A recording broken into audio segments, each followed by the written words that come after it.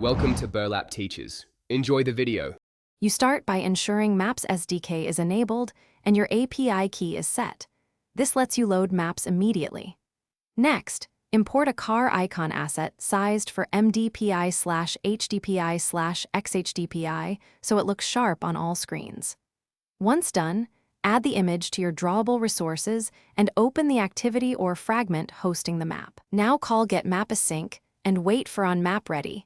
That's the moment you can create a marker with a custom icon and begin. On MapReady, convert your drawable or vector asset to a bitmap descriptor so Google Maps can use it as a marker icon. Use bitmap factory or a vector to bitmap conversion, then scale the bitmap for screen density so the car isn't too large or tiny.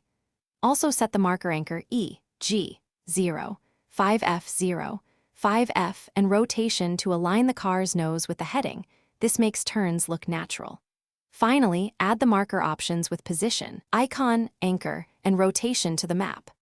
To finish, implement smooth movement by interpolating between lat LNG points with a value animator and updating marker position and rotation on each frame.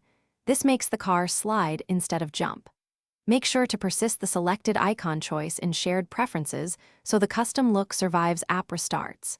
Test across orientations and densities. If the icon doesn't appear, check Z-index, confirm the bitmap descriptor creation succeeded, and verify resource names and sizes.